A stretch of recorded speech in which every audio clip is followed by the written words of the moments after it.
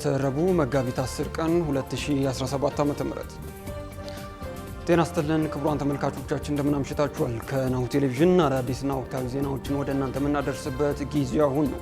ከሰዓቱ ዜናዎች ጋር ማርቆስ ጉዳይ ሆነ አብራችሁን ቆዩ።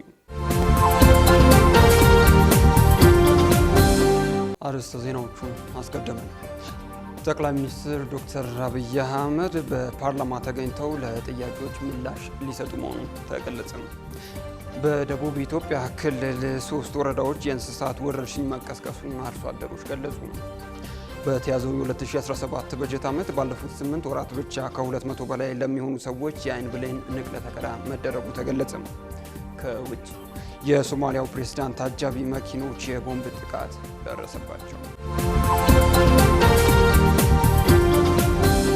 ቀዳሚ ወዳደረግነው ዜናዎቻችን ተሸጋገርን። በቅድሚያ ጠቅላይ ሚኒስትር ዶክተር አብይ አህመድ በምክር ቤት ተገኝተው ከአባላቱ ለሚቀርብላቸው ጥያቄዎች ምላሾች ሊሰጡ መሆኑ ተገለጸ።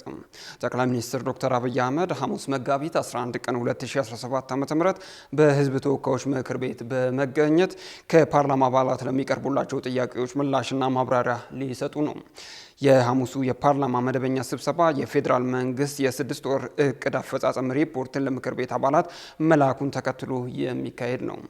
በ57 ገጾች የቀረበው ይህ ሪፖርት በዘንድሮ በጀት ዓመት የመንፈቅ ጊዜ ውስጥ የፌዴራል መንግስት ያከናወናቸውን ዋና ዋና ስራዎች የሚዘረዝር ነው። ሪፖርቱ በኢኮኖሚ፣ በማህበራዊ ልማት፣ በሰላምና ደህንነት ግንባታ፣ በውጭ ግንኙነትና ዲፕሎማሲ እንዲሁም በፍትህና አስተዳደር ዘርፎች የነበሩ አፈጻጸሞችን ዳሷል። ተጠሪነቱ ለህዝብ ተወካዮች ምክር ቤት የሆነው የሀገራዊ ምክክር ኮሚሽን የስራ አፈጻጸም በሪፖርቱ ላይ ተካቷል። የተወካዮች ምክር ቤት አባላት በሪፖርቱ ላይ ያላቸውን ጥያቄ በጽሁፍ አስገብተው ያጠናቀቁት ባለፈው ሳምንት ሐሙስ እንደሆነ ተጠቁሟል። በ2008 ዓ.ም በወጣው የህዝብ ተወካዮች ምክር ቤት የአሰራርና የአባላት ስነ ምግባር ደንብ መሰረት ማንኛውም የቃል መልስ የሚፈልግ ጥያቄ የሚያቀርብ አባል ጥያቄውን ቢያንስ ከ10 ቀናት በፊት ለአፈ ጉባኤው በጽሁፍ ማሳወቅ እንዳለበት ተደንግጓል። ይኸው ደንብ የፓርላማ አባላቱ የሚያቀርቡትን ጥያቄ መርምሮ የመቀበል ወይንም ውድቅ የማድረግ ስልጣን የሰጠው ለአፈ ጉባኤው ነው። በዚህም መሰረት የፓርላማ አባላቱ ጥያቄዎቻቸውን ለጠቅላይ ሚኒስትሩ በጽሁፍ እንዲያቀርቡ የተነገራቸው የ1 ወር የእረፍት ጊዜያቸው በተጠናቀቀ ማግስት ነው። የአደጋ ስጋት ስራ አመራር ኮሚሽን ረቂቅ አዋጅ ለምክር ቤቱ ቀረበ።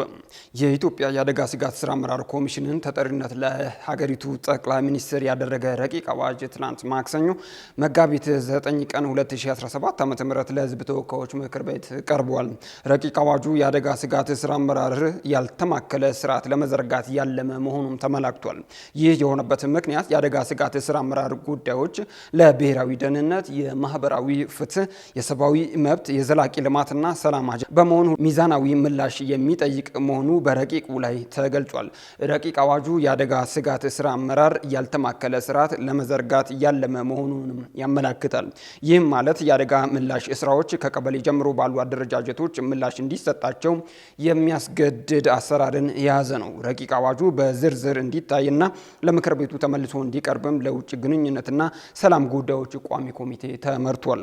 የተፈጥሮ አደጋዎችና ሰዎች በሚፈጥሯቸው እንደ ጦርነትና ግጭት የመሳሰሉ ችግሮች ሲከሰቱ አስፈላጊውን ምላሽ እንዲሰጥ የሚጠበቅበት የአደጋ ስጋት ስራ አመራር ኮሚሽን አዲስ በተዘጋጀው ረቂቅ አዋጅ በምክር ቤት እንዲመራና ይኸውም ምክር ቤት የኮሚሽኑ ከፍተኛ የስልጣን ባለቤት እንዲሆን ተደርጓል።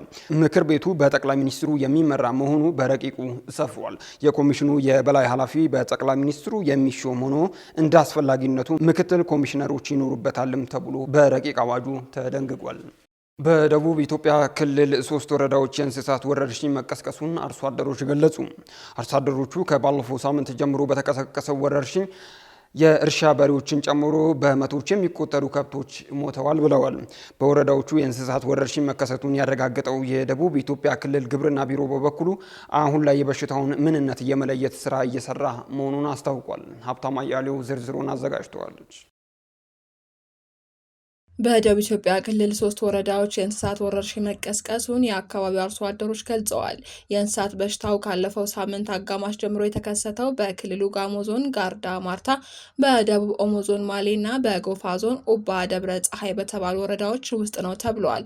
በወረዳዎቹም እስካሁን በሺዎች የሚቆጠሩ የቤት እንስሳት መሞታቸውን ነው አርሶ አደሮቹ አክለው የገለጹት። ምንነቱ በውል አልታወቀም በተባለው በዚህ በሽታ በእርሻ ስራ ላይ የነበሩ በሬዎቻቸው ጭምር እየሞቱባቸው እንደሚገኙ አርሶ አደሮቹ ተናግረዋል። አርሶ አደሮቹ የኑሮ ዋስትናችንን እየተነጠቅን ነው፣ ከብቶቻችንን ታደጉልን ሲሉም ተማጽነዋል። በሽታው ያው በጣም ከባድ ነው። አንደ ሲጀምር በአፋቸው የሆነ ፈሳሽ ነገር ይፈሳል። እርሻ ላይም ያሉ ያረሱ ከላይም ወድቀው የሚሞቱ አሉ። በወረዳዎቹ የእንስሳት ወረርሽኝ መከሰቱን ያረጋገጠው የደቡብ ኢትዮጵያ ክልል ግብርና ቢሮ በበኩሉ አሁን ላይ የበሽታው ምንነት ለመለየት ስራ በመከናወን ላይ እንደሚገኝ አስታውቋል። በዝናብ መግቢያና መውጫ ወቅቶች ላይ አፈር ወለድ የሆነው በሽታ የመቀስቀስ ባህሪ እንዳላቸው የጠቀሱት የደቡብ ኢትዮጵያ ክልል ግብርና ቢሮ ምክትል ኃላፊ ዶክተር አዲሱ ዮብ አሁን የበሽታው አይነት ለመለየት ጥረት የተደረገ ይገኛል ብለዋል። የበሽታ ፍንዳታ በተለይ ደግሞ ዝናብ ሲወጣና ሲገባሰቱ የአፈር ወለድ በሽታዎች የሚባሉ አሉ። ከነዚህ በሽታዎች መካከል የትኛው እንደሆነ ገና ላብራቶሪዎች በወቅቱ ዓርብ ዕለት ነው በ5 ላይ ክስተት እንደተከሰተ ወዲያው 2 ላብራቶሪ ያሉ ክልላዊ የጂንካና የሶዶ ሪጂናል ላብራቶሪዎች ሄደው ሳምፕል ወስደው ምርመራ እየሰሩ ያሉበት ሁኔታ ነው ያለው።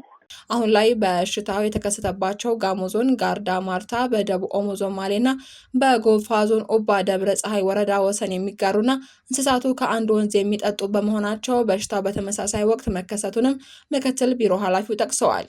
እነዚህ 3ቱ ወረዳዎች አዋሳኝ ወረዳዎች ከመሆናቸው እና አንድ ወተር ፖይንት ላይ ወይንም ከአንድ ውሃ ወንዝ የሚጠጡ ከመሆናቸው የተነሳ ተመሳሳይ አይነት የበሽታ ምልክት ያለው በሽታ በእንስሳት ላይ ሞት አስከትለዋል። እስካሁን ያለውን መረጃዎቹ ገና እየተደራጁ ናቸው ያሉት። የሞቱት እንስሳት ቁጥር ከሞቱ ቁጥር በላይ ግን ሌላዎች እንዳይሞቱ ደግሞ የመከላከል ስራ ላይ የባለሙያ ቲምም ከክልል ከዞን ከላብራቶሪዎች የተውጣጡ ባለሙያዎች አሁን በዚህ ሰዓት ሁሉም ቀበሌ ላይ ናቸው ከአርሶ አደሩ ጋር። እኔም አሁን በዚህ ሰዓት እዛው ክስተቱ ወደ ተከሰተበት አካባቢ በመሄድ መንገድ ላይ ነኝ ያለሁት። ተከሰተ በተባለው በዚህ በሽታ በ2 ቀናት ብቻ 381 የቀንድ ከብቶች መሞታቸውንም የወጡ መረጃዎች አመላክተዋል።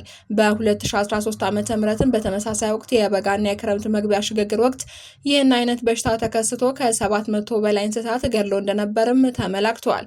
በመሆኑም አስቸኳይ ዘመቻ ተደርጎ ወረርሽኙን መቆጣጠር ካልተቻለ ተጨማሪ የእንስሳት ሞት ሊከሰት እንደሚችልም ተመላክተዋል። የጋርዳ ማርታ ወረዳ እንስሳትና አሳ ሀብት ልማት ጽሕፈት ቤት ኃላፊ በበኩላቸው ይህ የዳልጋ ከብት በሽታ በአየር ንብረት ለውጥ ምክንያት የሚከሰትና በዋናነት የእንስሳትን ሳንባ የሚያጠቃ መሆኑን በመግለጽ አስፈላጊውን ሕክምና በፍጥነት ካልተደረገ ከእንስሳት ወደ እንስሳት በመተላለፍ በርካታ እንስሳትን ለሞት ሊዳርግ ይችላል ብለዋል። በወረዳው 250 ሺህ የሚጠጉ የቀንድ ከብቶች መኖራቸውን የሚናገሩት ኃላፊው እስካሁን ክትባት ማድረስ የተቻለው ግን 16 ሺህ ለሚሆኑት ብቻ መሆኑና በሚቀጥሉት 2 እና 3 ቀናት 80 ሺህ ለሚሆኑ የቀንድ ከብቶች ክትባቱን ማድረስ ካልተቻለ አደጋው የከፋ ሊሆን ይችላል ሲሉም ገልጸዋል። በተያዘው የ2017 በጀት ዓመት ባለፉት 8 ወራት ከ200 በላይ ለሚሆኑ ሰዎች የአይን ብሌን ንቅለ ተከላ መደረጉ ተገለጸ።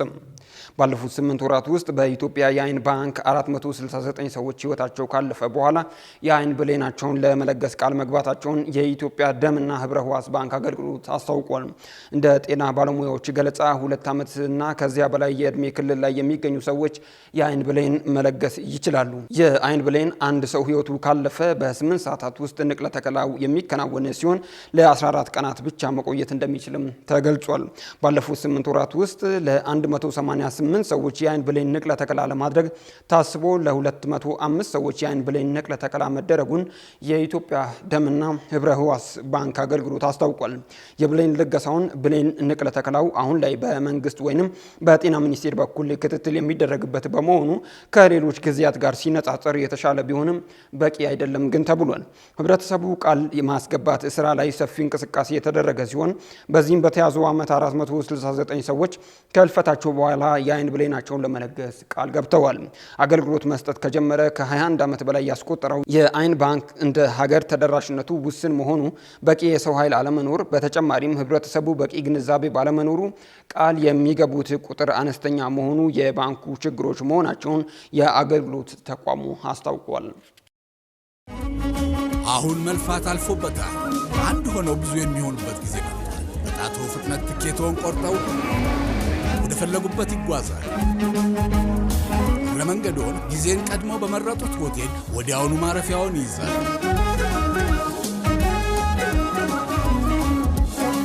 ምን ይሄ ብቻ!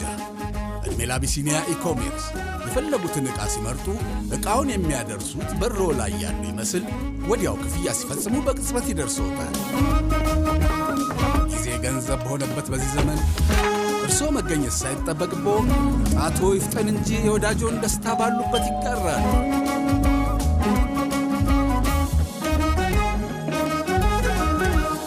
አቢሲኒያ የሁሉም ምርጫ። ካሽጎ በየትኛውም ዓለም ሆነው በማንኛውም ሰዓት ለወገኑ የሚደርሱበት ፈጣን የገንዘብ መላኪያ ተከፈተሎ። ማስተርና ቪዛ ካርዶን በመጠቀም ከ5 እስከ 20 ዶላር የሚልኩበት አዲስ የገንዘብ መላኪያ መንገድ። ካሽጎን ለየት የሚያደርገው የትኛውም የገንዘብ ዝውውር በፍጥነት አገልግሎት ከመስጠቱም ባሻገር ለማንኛውም አገልግሎት ምንም አይነት ክፍያ አለመጠየቁ ነው።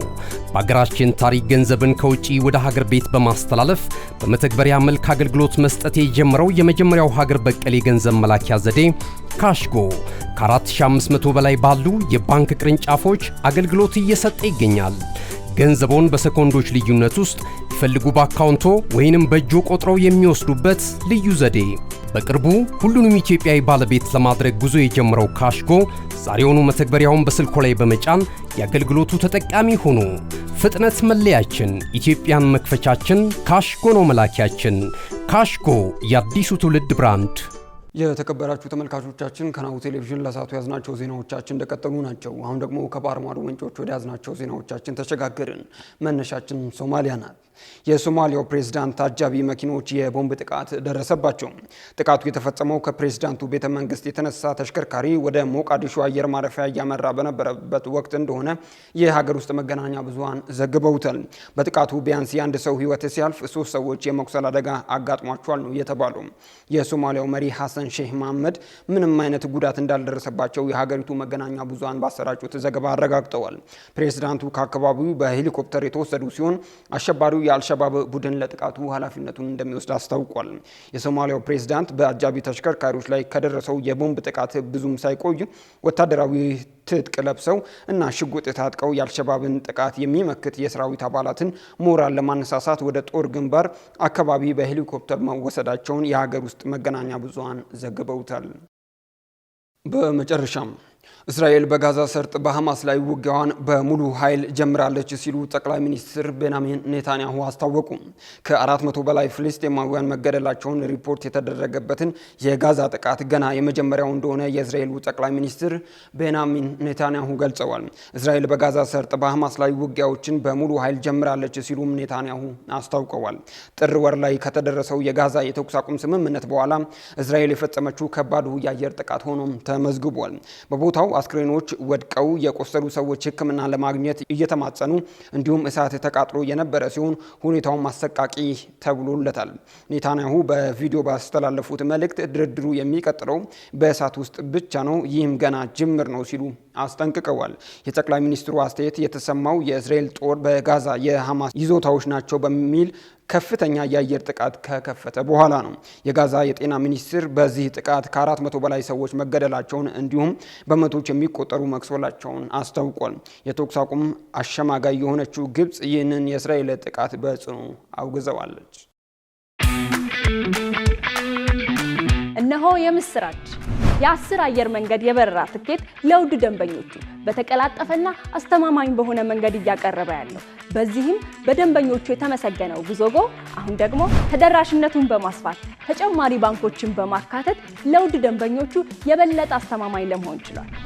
የጉዞጎን አፕሊኬሽን ከአፕ ስቶር ወይም ከፕላይ ስቶር በማውረድ የመነሻና የመድረሻ ከተማዎትን መርጠው ዋጋ አወዳድረው የሀገር ውስጥም ሆነ ዓለም አቀፍ በረራ ማድረግ ካሰቡ የበረራ ትኬቶን ክፍያ በአቅራቢያው በሚገኙ ባንኮች አንድም በአካል በመሄድ ወይም በኦንላይን የክፍያ አማራጮች ክፍያዎትን በመፈጸም የበረራ ትኬቶን በእጅ ያስገቡ።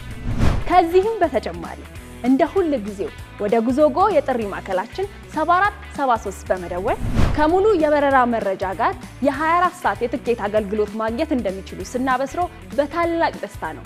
ለበረራዎ ጉዞጎ።